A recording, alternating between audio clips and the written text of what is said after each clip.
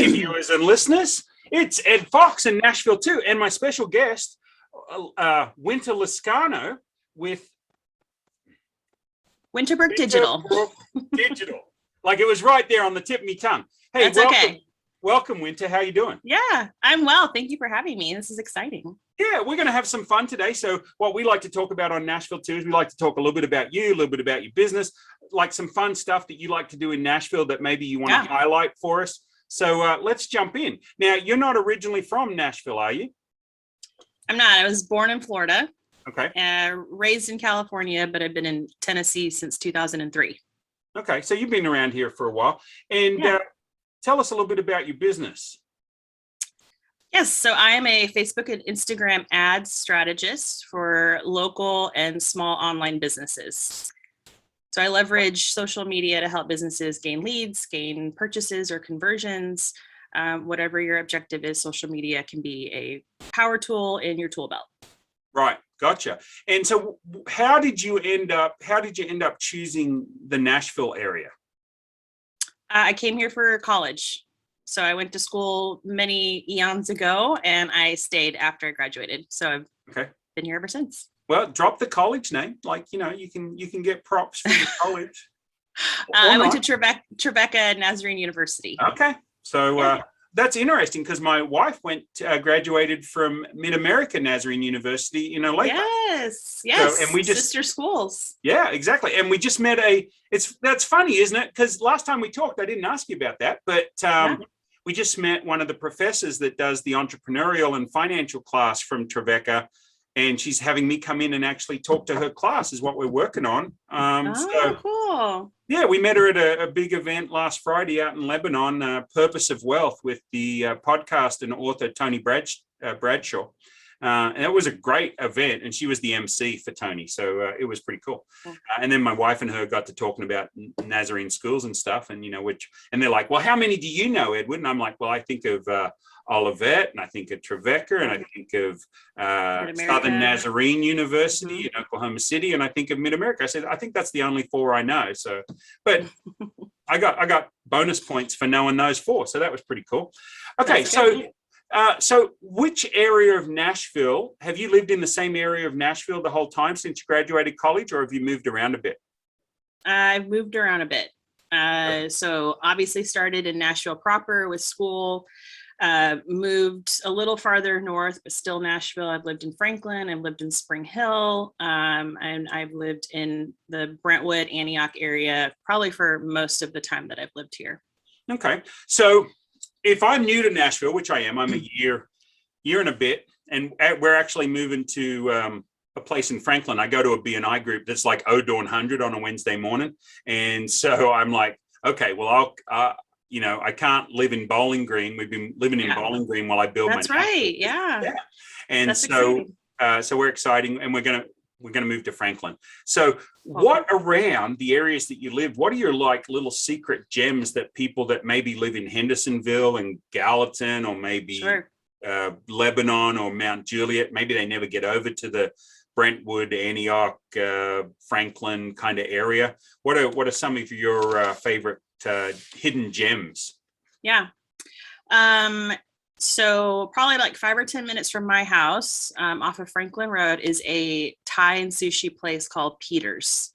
It's the only kind of its entity, basically, and it's amazing. Peter's? Like Peter's, Peter? like the man's name Peter. Okay. And they're super friendly, great sushi. I get the red chicken curry and the egg rolls, and they're phenomenal.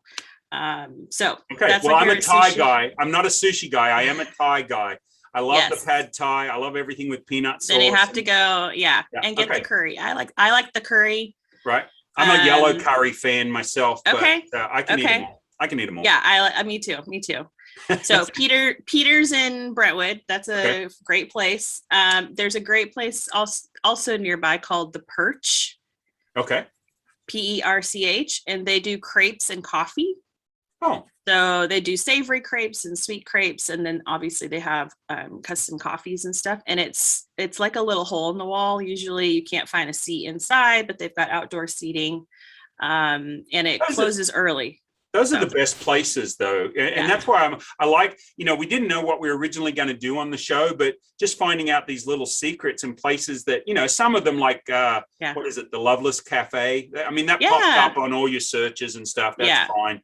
But I had a guest on one time. He said, how you line up for like hot chicken at Hattie B's and Prince's and stuff? He said, down here in Franklin or wherever it was, there's this place that's got the same chicken. It's as good as, but it's a fraction of the price. And so, finding out about those places is kind of cool. So any others jump to mind? Let's see. There's also another coffee shop nearby that's actually purpose and mission driven, which I really appreciate, called The Well. And most of their proceeds go to fund water wells in Africa.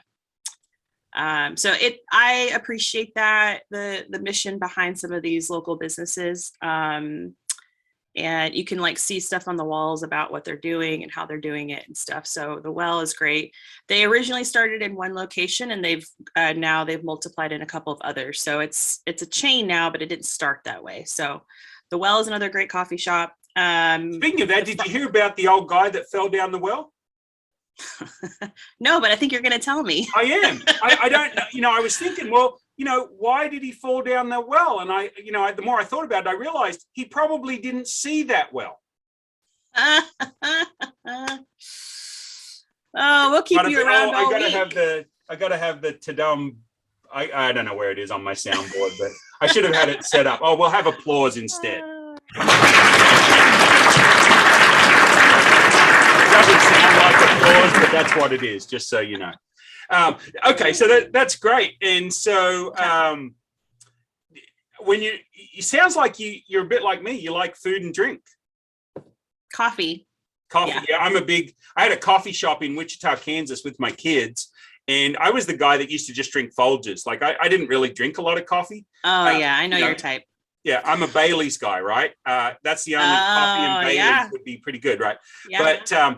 But so we opened this coffee shop, and my kids and I had invested in a coffee machine repair business, and that operates in 5 states now. And we do about $1 million a year in transactions. They don't let me run anything to do with the company anymore. But when we opened up the coffee shop, they said, "Hey, would you work behind the counter?" I said, "I don't know the first thing about coffee."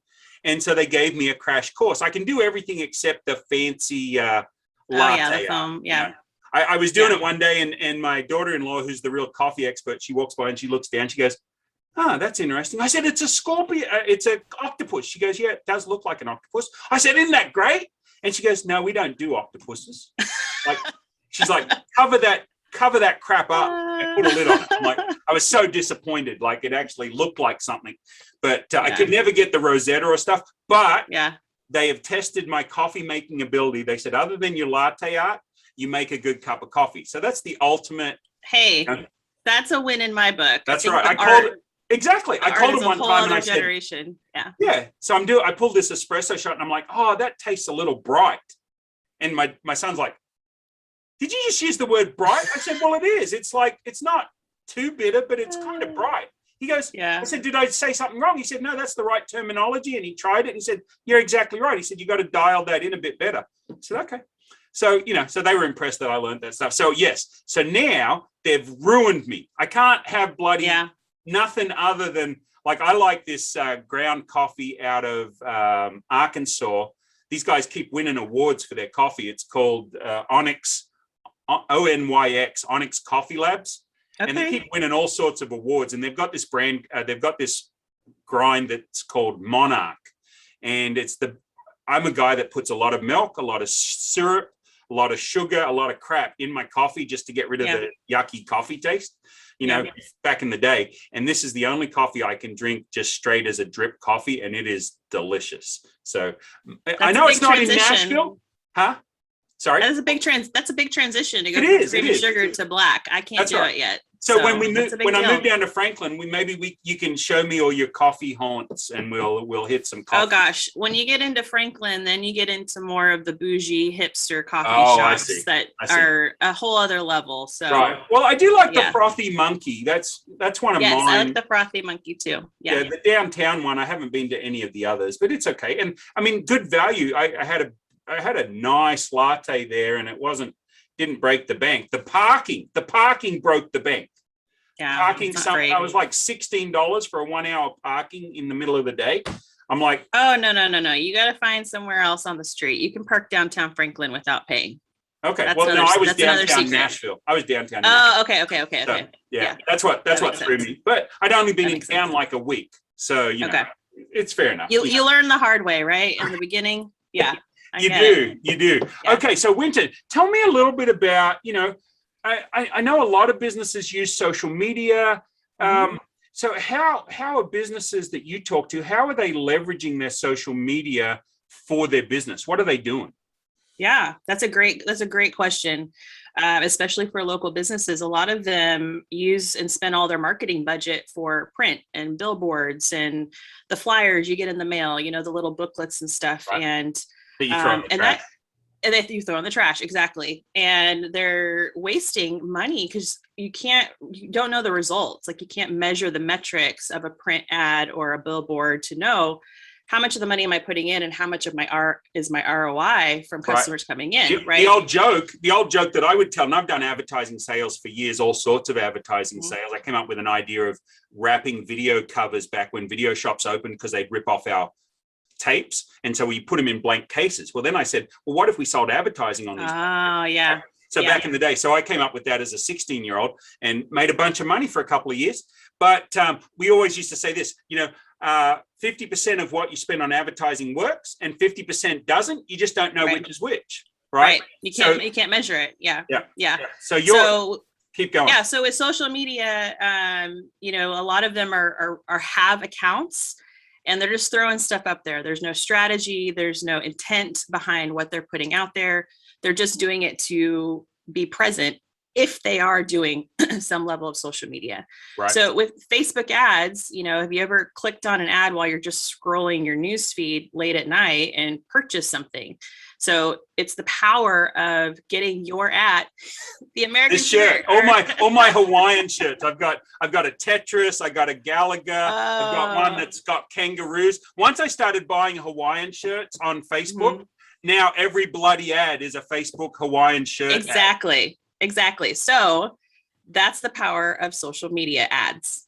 So they know these websites that you purchase on, they know, and now they've tracked you to know that you like a certain type of style or a certain type of shirt or business or product or whatever.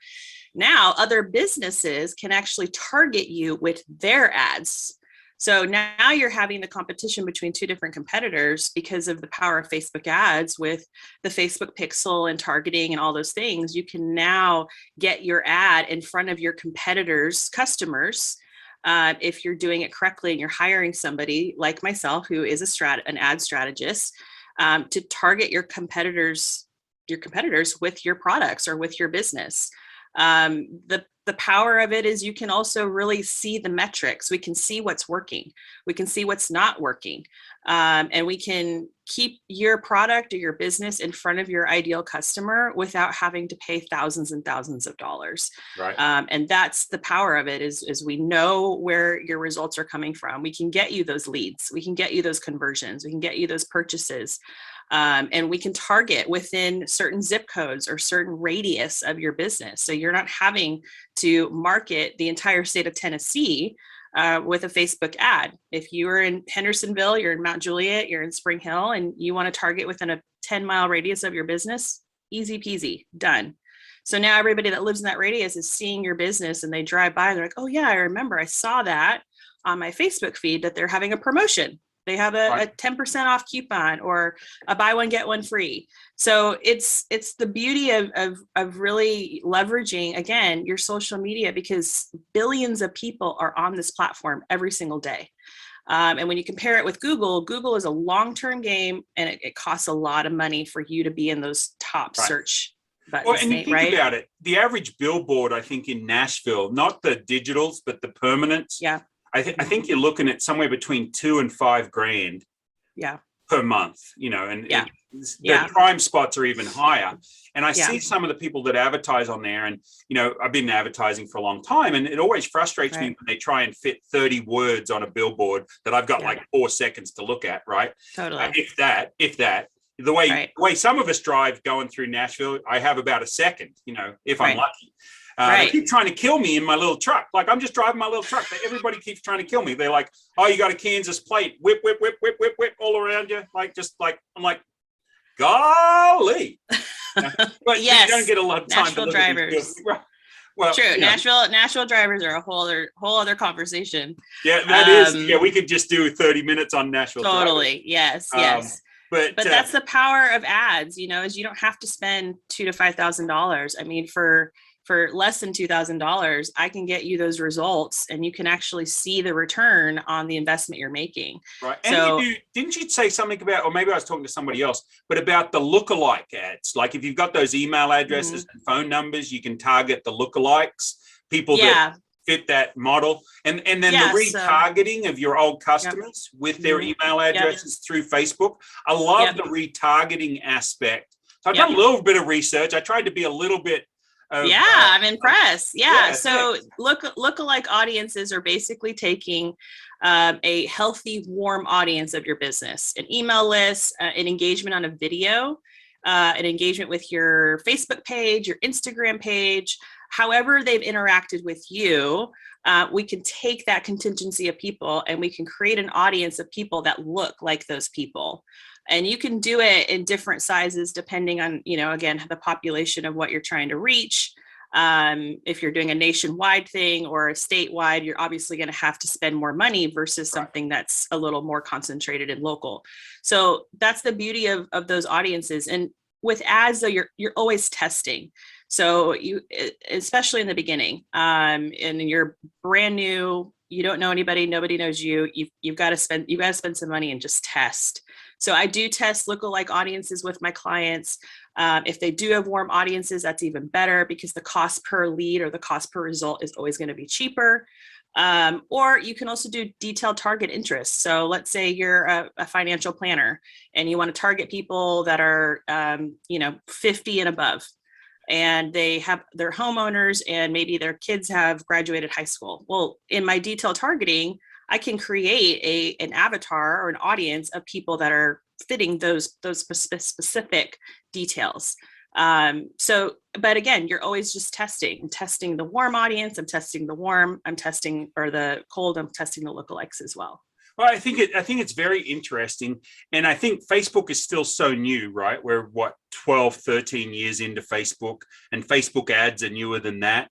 And I think, those of us that grew up in business or were handed information down, and, you open a business, you put an ad in the yellow pages, you hang a shingle out, make sure you got a good sign writing company to do your logo on your front window. Right. And maybe you do some radio or TV. Right. Maybe. And if you've got the budget for sure. Right. Yeah. It used to be my little country town, 20,000 people. It was the newspaper, the local radio station. Right. You couldn't afford TV because it was the whole area of northern New South Wales, Australia. And so, but you were definitely in the yellow pages. Right. Now, I don't think you can even find a yellow pages. Right. I think I got one a couple of years ago and I threw it away. I'm like, why would I use this? I'm just going to Google it. So can somebody reach out to you, Winter, without a commitment to find out a little bit about what you do? Sure. Yeah. You can go to my website, Winter Brooke with an E, digital. And you can schedule a free discovery call with me. And I'd be happy to talk through your business with you, what your goals are, what your budget is. Especially with the holidays coming up. That's a great time to run ads, to get your coupon, your discount, your offer out there, grow your email list, whatever that is. It's a great time to run ads. And like you said, you've mentioned retargeting. So even if you're not ready to put out your offer out there, there are some low budget ways that we can warm up your audience and grow that cold, it's essentially a cold market, with videos and engagement ads that we can spend less than $5 a day running those to warm those up. So when you are ready to put something out there and you do want conversions, a lead or a purchase or whatever, we've got a whole bunch of people that are just like ready to buy from you with the power of retargeting ads. So Awesome. lots of ways that we can work with different companies and businesses, and I would love to talk to whoever. Well, thanks, Winter. Hey, this has been a lot of fun. I know you and I Yeah. will continue this conversation Yeah. after we're done with this as well. But okay, so let's have you send me your contact information so we can put it in the show notes so people know how to reach you. And then if you can do a little blurb on each of those places you suggested, that would be great. Sure. And also a bio on yourself. That'd be awesome. Okay. I'd love to be able to share you with all my viewers and listeners. Perfect. Thanks so much for being on the show. Well, thank you for having me, Ed. It was lovely.